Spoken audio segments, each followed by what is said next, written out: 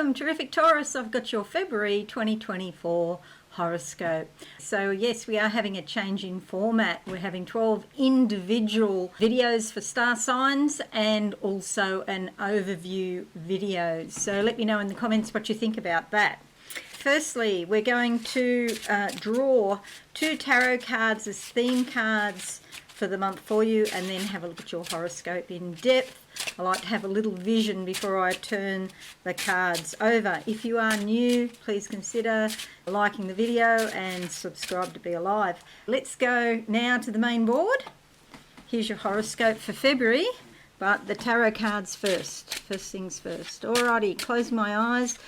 Ooh, there's the pillar in space. It's called the Eye of God. That's what I'm seeing, the Eye of God. So this is quite a spiritual influence that I'm seeing, and it's going to maybe give you second sight or some intuition around what's going on in your spiritual life. I notice here that we do have Chiron and the North Node conjunct in Aries, which is your 12th house.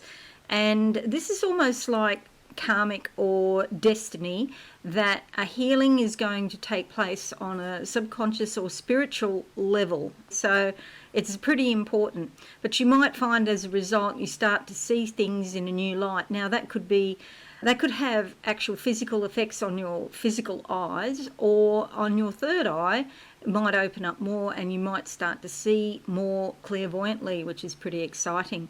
But there's some sort of wound here that is in need of healing, and it is destined that it will come to your attention. So please, if you become aware of any emotional or spiritual wounds, that you pay attention to those and tend to yourself. Just putting your focus and your awareness on whatever that issue is enough to encourage it to heal, because we all have a healing ability within. It's a natural innate gift that we all have. So if we just put our attention onto the issue, cast the light of your awareness onto the issue, that will help the process. The first card that comes out is, first half of the month, the 6 of Pentacles. So this is about organising your finances. It doesn't indicate in itself whether it's sort of positive or negative, but as a 6, I'm tending more towards the positive. It's like you've got the money, even if you have to get organised. You might be disorganised in some way. It might be juggling finances, but you can do it. That's the good point. People will be asking you for money. That could be bills, or that could be people asking for loans, or children coming asking you for money. And you have to weigh things up. So it's like you don't want to encourage them not to stand on their own 2 feet. Depends on their age, of course. But you work out a plan, because there's some sort of logic going on here in weighing the evidence. So 6 of Pentacles for the first half of the month, getting organised with your finances, also your possessions, or maybe even with the things that you value and your belief systems. Weighing up. Have you got any old beliefs from the past about money that no longer serve you, for example? The second half of the month, what do I see? A lot of paper here in front of me. Again, it's like getting organised, but this time it's a to-do list. And it's like writing everything down you need to do, and then just going through and ticking it off. It does give a sense of satisfaction in ticking those things off your to-do list. I have a paper diary, call me old-fashioned, but I used to have 2 pages to the day because I had so many things to do. I've just changed to 1 page to the day, and it does give you a sense of satisfaction. And if you go month by month, at the beginning of the month, you can write your monthly goals down and tick them off as you go through the month. I never get through all of the monthly goals, so then you have to transfer them to the next month. But yeah, it helps. The second card that comes up, they're showing me a watch, sorry. It's all about timing and scheduling, so time management could be an issue for you. The card that comes out is Judgment. Don't be too hard on yourself if you don't get everything done as you'd planned. I never do. And even more importantly, this is about making judgments, and it's a judgment because there's an emotion attached to it. If it's just an observation, it's just a fact, and you've got factual evidence, and then you just make a decision and there's not much emotion around it. But if you find yourself feeling intensely emotional about something, then there is a judgment there somewhere. Not only do we judge other people, but we judge ourselves, which is even worse. You'll see here is an angel at the top. I looked at that and I thought, geez, that looks like a sort of trumpet or something that she's blowing. And it could be a trumpet. I'd have to get a magnifying glass to tell. But it could also be like red ribbon with a medallion, like she's going to give first prize. I tend to think it's a trumpet due to the Christian associations with that. And there's lots of verses in the Revelations in the Bible about at the sound of the trumpet. But this is about breaking out of your pre-existing ideas and your belief systems, getting out of the box. And judgments are boxes that we put ourselves in and we put other people in. And then that even adds more energy to, if you're thinking something negative about another person, it adds more energy into keeping them in that box and keeping them there. I mean, they will get out themselves if they want to, but yeah, maybe not best to add any more fuel to the fire, so to speak. Just to focus on ourselves is enough. It's a major arcana card, so it's pretty important. It could actually change your life in some way if you can change your relationship to the idea of judgment. All right, now keep those two cards in mind. I'm going to make this bigger because there's a bit of info here for you, dear Taurus.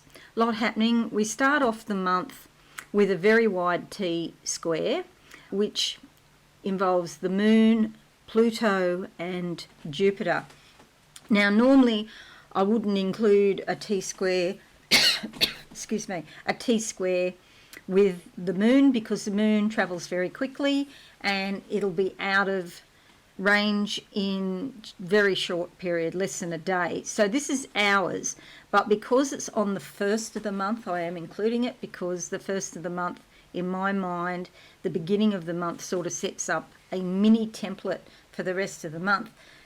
Not entirely, it's not entirely true, but it is a bit of a vibe that if you start something off on the wrong foot, you have to recover, and it's more difficult. So partially, I think. So anyway, so for a few hours, it's going to be very intense for you in terms of your work or health and what you want to do in getting out into the world, and also your career and your public life. This is Jupiter in your first house of the self is expanding. So this is about expanding your ideas and getting your message out into the world and your general personality, perhaps even your physical body. And over here we have the Moon and the South Node that have a very wide conjunction. It's 9 degrees. So depending on what system you use, it's not strong, but it is there. 9 degrees is not very strong. And then we have Pluto up here, and so this is likely to be quite intense, to do with your career or your public life, what you want to do and what your responsibilities, your daily responsibilities are to yourself and to any paid work that you might do, and your career. It could be quite intense on the first. It's probably not a great day to schedule a meeting with somebody who's in a position of power over you. I wouldn't do it on the first. I'd wait a few days after that. So that's the first thing to note. There's a big party going on in Aquarius this month. There's absolutely huge amount of energy here. Mercury on the 5th or the 6th if you're in Australia, New Zealand. The new moon on the 9th or the 10th. Mars on the 13th or the 14th. Venus on the 16th and the 17th. It's absolutely massive amount of energy around your career, public life, and your relationships with authority figures, including perhaps a parent, perhaps your mother. And a new moon brings a new beginning, and that's a good thing. You might find that things maybe haven't worked out that well in the past, but there's some sort of new start that comes with any sort of relationships with superior figures. Venus, of course, brings a very gracious, polite, compromising type of energy, warmth and affection. Mars is bringing a lot of energy, but it can be sometimes impatient and want things to happen faster. Mercury is all about your communications and some brilliant ideas. And they're going to be conjunct here. Mercury, Pluto and Mars are going to be conjunct here in Aquarius. So as some sort of major ending perhaps, and a new beginning that will flow from it in your career sector or authority, public life sector. Then we have the Sun into Pisces here. This is all about insight and awareness with your friends, your groups and your associates, but also with your hopes and dreams. So a lot of getting in touch with reality, really. And the Sun will be conjunct Saturn, which does bring some restrictions, but the way to work with Saturn is to schedule everything. And I did talk about scheduling at the start of this because I saw the watch in the vision. And so timing again is very important.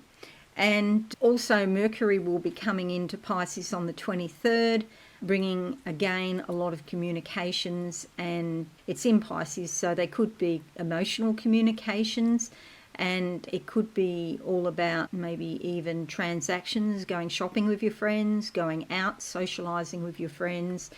Just get the timing right, and if you're going to meet your friends, double check the time that you meet up with friends, because something could happen there if you don't.